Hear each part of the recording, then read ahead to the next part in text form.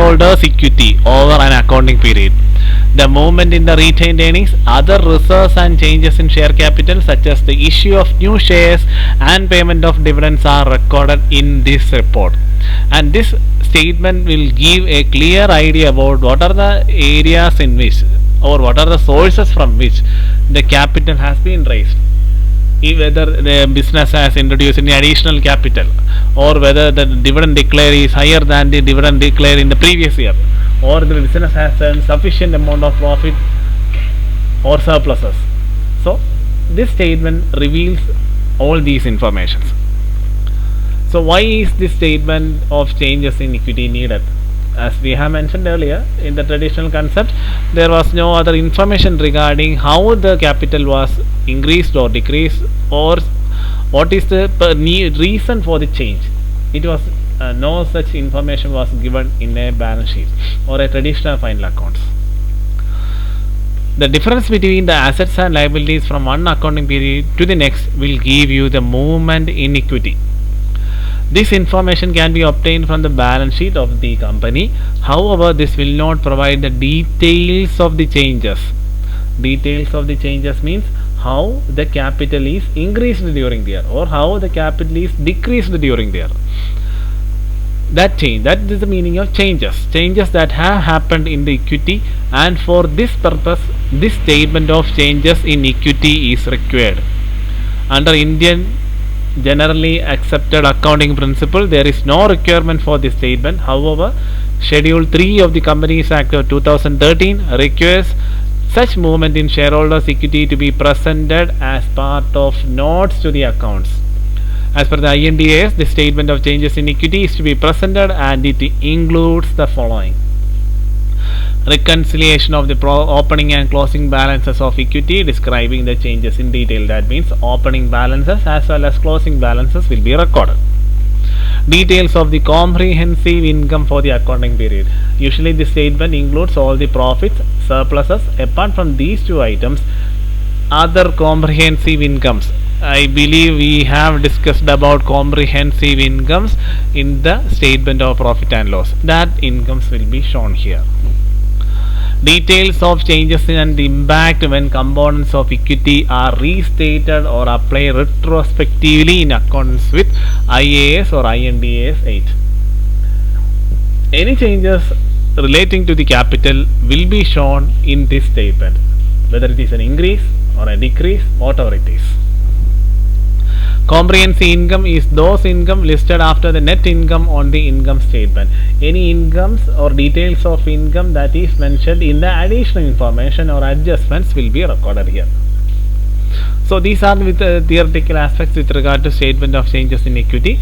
Now let us familiarize the format for preparing a statement of changes in equity. So this is how a statement of changes in equity will be like. It is comparatively smaller than the statement of profit and loss and statement of financial position. See, first of all, let us discuss these columns. Here you can see that there are a number of columns. The thing is, all these columns are not on a permanent basis. If the question you are dealing with have information regarding equity share capital or retained earnings or security premium or capital reserve or evaluation surplus or treasury stock, if these items are there in the question, you will have these columns. Or else in some cases there will not be retained earnings. Instead of retained earnings, they will give net profit. In that case, you have to write net profit instead of retained earnings. So this is just an idea for writing or preparing a statement. The contents of each of these columns, remember, I am not mentioning about this one, I am mentioning about these columns. The contents or the title of these columns varies depending upon the items stated or mentioned in your question. If capital reserve is not there in your question, then you need not have to prepare that column.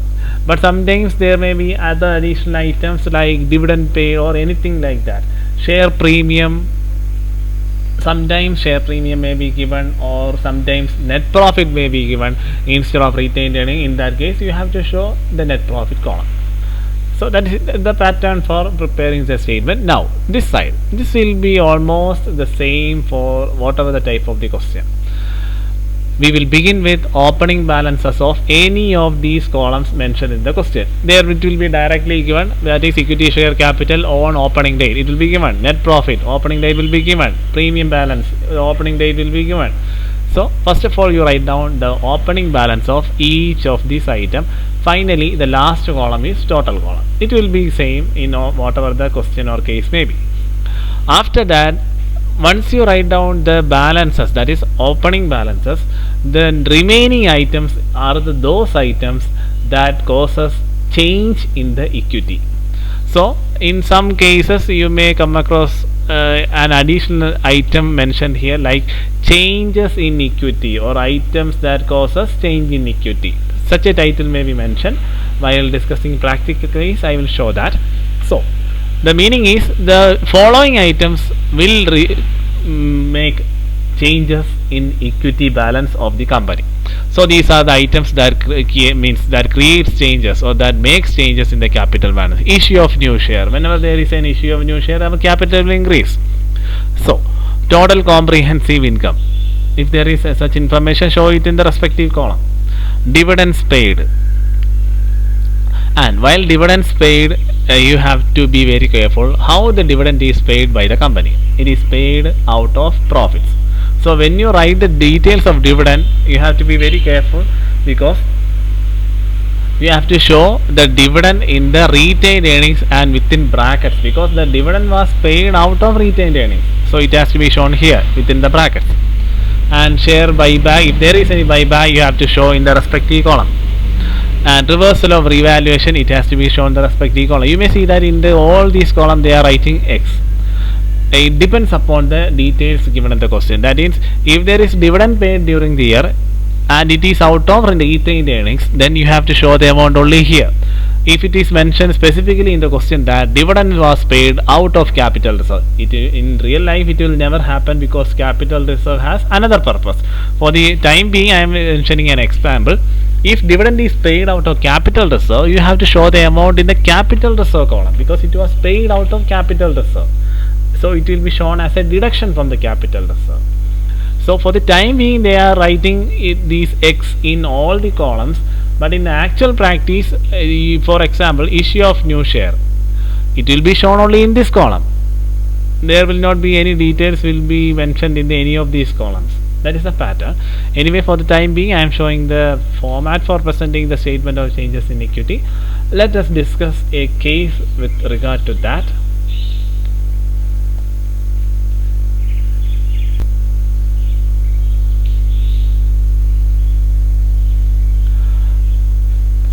A case, the same question has been given as an activity in your assignments. Anyway, let us discuss the same. From the following information, prepare statement of changes in equity for the period ending 31/3/2019. See, equity share capital 1 for 2018 means opening balance. Security premium opening balance is given. Surplus opening balance is given. Generous opening balance is given. Revaluation reserve opening balance is given. Equity share capital issued during the year. Yes, this one comes under the heading of items that causes change in equity. Next one, security premium on new issue. Comprehensive income during the year. Transfer to general reserve, dividend proposed during the year. So there are opening balances as well as items that happen during the year. So these represents the change in equity. So let us find out how the change has occurred during the year. So first of all, we will keep the format of the statement of changes in equity for the time being, but for the examination, try to remember this statement. So let us discuss the statement on the basis of this one. Solution. And one more thing, usually corporate dividend tax is an item of adjustment. It will not be mentioned in the question, but if there is any information regarding dividends paid during the year or any dividends declared by the company, definitely you have to provide corporate dividend tax. If it is not mentioned in the question, don't forget to charge corporate dividend tax. Anyway, let us begin the computation. Just like the format, write down the high title and the respective columns. See, if you go through the columns in the format as well as the case, you can see some differences. Equity share capital opening balance is there. For the easy computation, write down all the names of items with its opening balances. See, equity share capital is there, show, give a column for equity share capital. Next one, security premium, give a column for security premium. Next one, surpluses. Surpluses actually comes under profit, so let us give surpluses the title net profit. And remember, retained earnings, surpluses and net profit, all these three terms are used synonymously. Next one, general reserves, yes, give a column for general reserve. Revaluation reserve, also give a column for revaluation reserve, because these two reserves are different, that's why we are showing different. And we have shown almost all the columns for the opening balances. Now let us begin with opening balance, because as per the statement it is balance as on opening date. See, equity capital opening is there, security premium opening is there, surplus pay opening is there, general reserve, revaluation reserve. So write down the opening balance in the respective columns, and after that in the final column add these amounts and show the total. So it will be like this: balance on date specified in the question, write down the respective amounts, take the total. Now after writing the opening balance, next give a title, items that cause us changes in equity. So first of all, we have taken this one, this one, this one, this one, this one. Okay, this one, equity share capital issued during the year, and security premium on new issue. So all these means items, that is equity share capital and security premium, these two are issued jointly, because when shares were issued at premium, that is the meaning of these two items. So equity share capital 30 lakhs and security premium 7,50,000. So instead of writing separately, you can write together. So change in equity with regard to issue of shares. Issue of shares, you have to show 30 lakhs in the equity share capital column and 7,50,000 in the security premium column. So it will be like this: 30 lakhs and 7,50,000. So by way of issue of shares, we have collected a total of 37,50,000. See, this is how you have to do it. And in the remaining columns there will be no amounts, but in the format you can see that everywhere they are writing this X. That is for the general analysis only they are putting like that. This is how the actual question will be like. You need to record only the amount in their respective columns only. The remaining columns will be vacant. Next one, issue of shares, we have recorded. Next, security premium recorded. Next is comprehensive income. Comprehensive income actually comes under the statement of profit and loss. Here there is net profit column is there, so we can write profit during the year. During the year is 26,56,000 in the net profit column. And finally, since there are no other items that has to be added along with this sum number, we can show the same amount in the total column. Next one, transfer to reserve. That is the adjustment, you have to be very careful. We have learned about transfer to reserve. We know what is meant by reserve and how the amount is transferred and from where it is transferred. We know all these aspects. Transfer to reserve means we are transferring a certain amount of profits to the reserve. In this statement, we have prepared the profit column as well as reserve. So what is the situation of profit balance as well as general reserve balance? We are transferring a certain amount from net profit to the reserve. So what is the balance of net profit? Whether there will be an increase in the net profit balance or whether there is a decrease in the net profit balance. Whenever there is a transfer occur from net profit, the balance of the profit will be reduced. So we can write transfer or transfer of reserve. You can show what was the transfer of 14,20,000 within the brackets in the net profit column, because this amount was transferred from the net profit balance to where it was transferred to the general reserve. So the balance in the general reserve will increase, whereas the balance in the net profit side will decrease.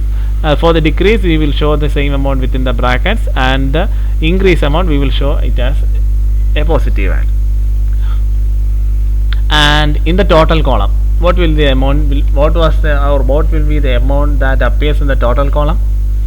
Nil, because this is a negative value and this is a positive value, so the net effect there will be nothing. And finally, dividend proposed during the year. we all know, just like the reserve, dividends are also provided out of profits. We have a column for net profit, and remember, we will not show the column for dividends, because here we will show columns for items that bring changes in the equity. Dividend means actually it is a sort of returns for the shareholders for their investment. It doesn't add back their capital balances. That is actually different. Even though it belongs to the shareholders and this statement consists of items belonging to shareholders, dividend is an income earned by the shareholders. It doesn't increase the capital balance of the company.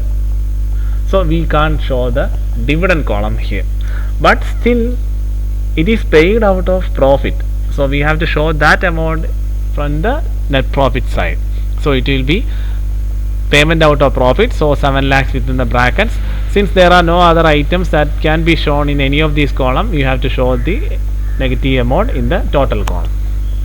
Finally, take the totals of all the columns and all the rows. We already taken the totals of rows. Now we need to take the totals of the columns. So it will be like this. But remember one more thing. The next is the one you are going to make a mistake, because everyone will consider each item or take each item in their respective sides, but forget to do one more adjustment, that is corporate dividend tax. Even if it is not mentioned in the question, you have to provide corporate dividend tax. Next, corporate dividend tax. Again, tax is adjusted where? It is always adjusted against profit. So corporate dividend tax is 1,48,197. It has to be adjusted against profit, so within bracket it is shown. Since there are no other tax items, we can show the same in the total within the brackets, because it is a negative amount. And how this 1,48,197 is computed? We have learned about the equation for finding the corporate dividend tax while discussing the theoretical aspects regarding the adjustments for each items that comes in the statements. So it will be like this. Corporate dividend tax equation is rate by 100 minus rate into dividend. Rate is 17.472. We are using that rate as the corporate dividend tax rate in this case. So 17.472 divided by 100 minus 17.472 into 7 lakhs, you will get 148196.975. so we can round the value, so 148197. Once you adjust the corporate dividend tax, now take the total of each of these columns. First one, 40 lakh plus 30 lakh, 70 lakhs. Add this one, you will get the amount here from 12 lakhs plus 12 lakh 60,000 plus 26 lakh 50,000. From the total of these two items, deduct these three items, you will get 16 lakh 47,803. Here add these two items, here show 1 lakh 20,000. Here add these three items, take the difference of these two items from the total of these three, then you will get 146,12,803. So this is how you have to prepare a statement of changes in equity. And this statement will give a glimpse regarding how the capital is changed during the year. What are the sources from which the capital has been increased, or what are the sources from which capital or equity balances has been changed. So this is how you have to prepare a statement of changes in equity.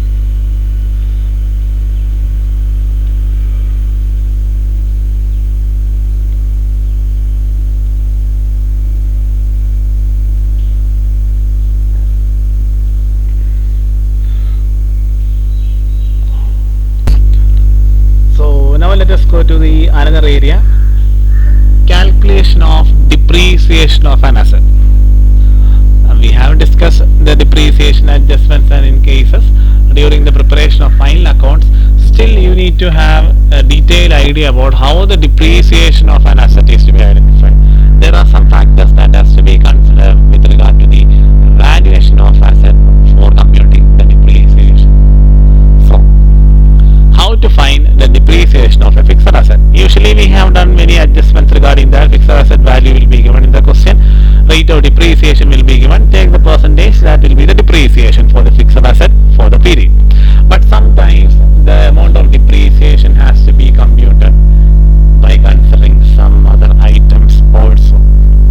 So in order to find the depreciation, you need two items, that is value of the asset, or we can say cost of the asset and useful life. Apart from that, there is another important item we need to have an idea, is residual value. I have mentioned about the residual value during the discussion of theoretical aspect regarding various adjustment items in the statements. So first of all, let us learn the format for identifying all these items. Every computation begins with value of the asset or purchase price of the asset. It will be directly given in the question. Next, from that you need to add all expenses or cost that incurred by the company for the installation of that particular asset. Usually in large machinery used in a factory, it cannot be used overnight. It has to be brought from the manufacturing concern, and there will be a labor required for bringing down that item from the transportation vehicle to the area required for or intended to set that machinery, and there will be other expenses for making that machinery in a usable condition. So all those expenses and costs incurred for the installation of that asset, that has to be added along with the value of the asset. And these expenses include transportation costs, installation costs, additional costs, dismantling costs, and GSTs. Now we have to consider GST also. From that you need to deduct CENVAT credit. CENVAT credit means Central Value Added Tax. It is a type of tax with regard to the purchase of heavy duty equipments. And CENVAT credit is actually, even though it is comes under the category of tax,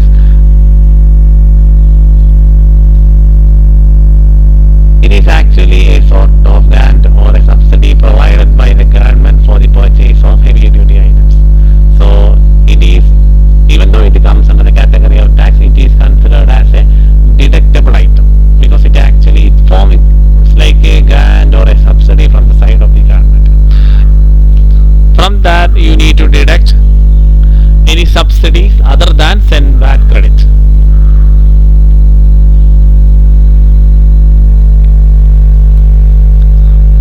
And if there is any residual value regarding the asset mentioned in the question, deduct that amount also. Finally, you will get the amount of depreciation on that particular asset. Amount of depreciation means depreciable amount of that particular asset.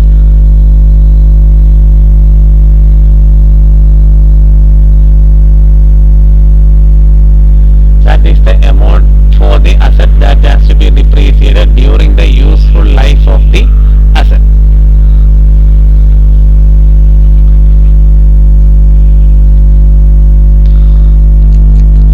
So depreciation for the, how you are going to find the depreciation for the, this depreciation amount means the total amount of depreciation that has to be deducted, or the sum total of depreciation that has to be deducted from the asset during its useful life.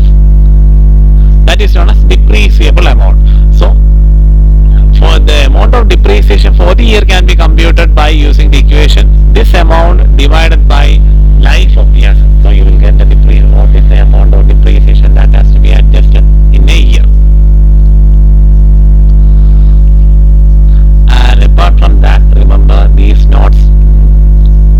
While computing depreciation, value of the asset comprises of direct expenses only.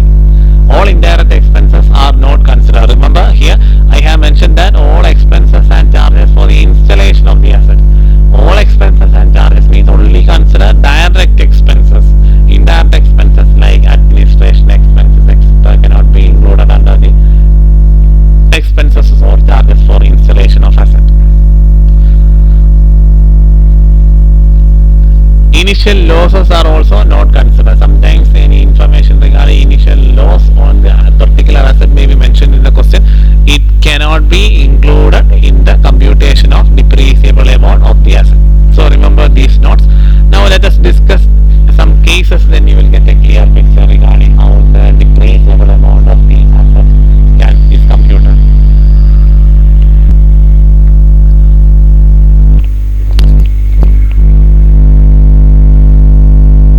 So let us discuss some of the cases. First one, Pavitra Limited purchased a plant at a cost of rupees 50 lakhs on 1st April 2018, incurred the following expenses. GST at 7% on purchase cost. Purchase cost GST is given. Transportation charges is given. Installation charges is given. Administration expenses is given. Additional costs for making the plant operational is given. Apart from that, initial loss during the first half due to lower production is estimated at rupees 20,000. Useful life of the plant is 10 years and the expected residual value is 80,000. The estimated dismantling cost is 70,000. It took 4 months for installation and the plant became operational on 1st September 2018. Compute the depreciation for 2018-19 as per IND-AS 16. So how we are going to compute the depreciable amount for the year? First of all, you need to find the depreciable amount for the entire life of the asset. After that, we can find out the depreciation for the period. That is how you have to do with the practical case. So first of all, write down the cost of the asset. So what was the cost of the asset? 50 lakhs. So let us show. So before that, draw the format like this. Calculation of depreciation for the period mentioned in the question. We will begin with purchase price of the plant 50 lakhs. From that, you need to add those items which we have discussed earlier. Here GST is given 3,50,000. Add that amount. In transportation charges, it is a direct expense. Add. Next, installation charges, it is also a direct expense. Add. Administration expenses is an indirect expense, so we cannot take under this category. Additional cost for making the plant operational 30,000. Just add that amount. And in the adjustment or additional information, you can see initial loss is there. We can't take that. Residual value is given, but remember, before deducting residual value, first of all, add all those items. See, estimated dismantling cost. Add that amount. Now we have taken almost all the items that has to be shown here. Now take the total. You will get 57,90,000. From 57,90,000, deduct the residual value. Not only the residual value, if there are any items mentioned in the question, if it has to be taken, consider it. Otherwise, leave it. So here there is only one item that has to be deducted. That is a residual value. It is given 80,000. Deduct that amount. Now you will get the total depreciable amount of that asset for the whole life. That is 57,10,000. And now this amount has to be distributed during the lifetime. What is the life of the asset? 10 years. So the life of the asset is 10 years. So as per that concept, on the base of the basic max, we can see that for 1 year you have to pay depreciation as 5,71,000. But our work is not complete because there is an additional adjustment mentioned here. It took 4 months for the installation and plant became operational on 1st September 2018.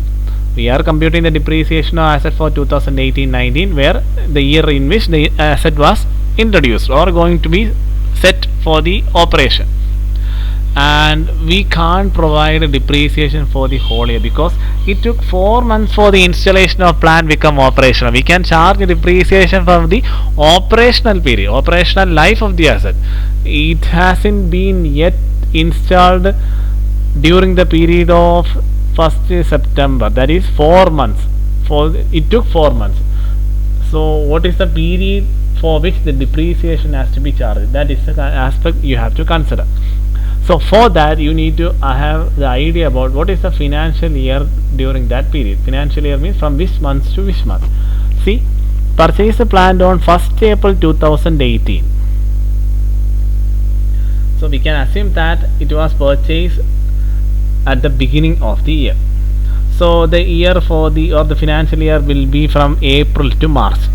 So if the financial period for the particular item is from April to March, it was operational only from 1st September onwards. So from 1st September means September, October, November, December, January, February, March. So it was used only for the 7 months during that year.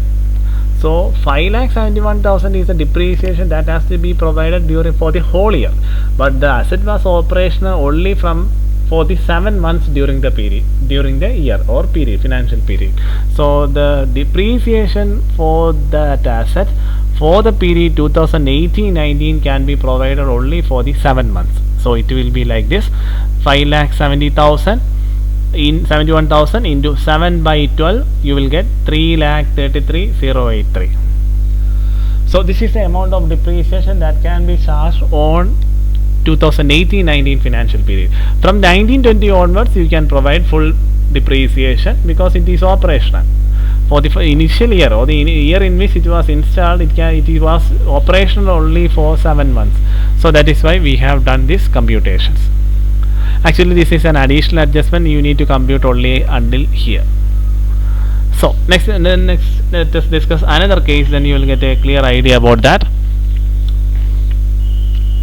Vijay Limited is constructing a fixed asset. Following are the expenses incurred: material, direct expenses, total direct labor, total administrative expenses.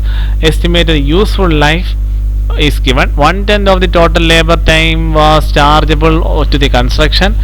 5% of administrative expense is chargeable to the construction. Remember, 5% is only adjusted. Depreciation on asset needed for the construction of the asset is 20,000. Calculate the cost of the asset to be capitalized. Also calculate the amount of depreciation assuming the residual value is 1,50,000. So in this question you have to find the cost of the asset as well as the depreciation for the year. So first of all let us find the cost of the asset. See, in the previous question the cost was directly given. Now you have to find the cost. So how you are going to find the cost? So computation of the cost of the asset, draw it in a box. Even though there is no very peculiar pattern for writing down in the examination, always write the title for the computation and draw a box, because writing all these aspects in a neat manner will induce a positive impression in the person who is valuing your paper. So always keep your paper clean, and your presentation should be perfect and clean. See, a computation of the cost of asset. First of all we will begin with materials 20,000, direct expenses 5 lakhs. So direct expenses 5 lakhs means next item 5 lakhs, and total direct labor 10 lakhs, but in the question it was mentioned that 1/10 of the labor time was chargeable to the construction. So 1/10 means 1 lakh. So 1 lakh is taken. After that, administration expenses, since it is an indirect expense you cannot take it, but it is mentioned that 5% of administration expenses is chargeable. So 5% of total administration expenses, you will get 80,000. And finally depreciation of that asset, you have to add it, because we are going to find the cost of the asset. That is why we are adding the depreciation back. Then you will get the total cost of the asset 27 lakhs. Now we have got the cost of the asset. Now in the question residual value is given. Now we can identify the total depreciable amount of the asset for the whole life. So calculation of amount of depreciation, let us begin with cost of the asset 27 lakhs. From that you need to deduct the residual value 1,50,000. You will get 25,50,000. So this is the total depreciable amount of the asset. Now we have to divide this amount during the useful life. So what is the useful life of the asset? It is estimated that useful life is 10 years. So divide that amount, you will get annual depreciation of 2,55,000.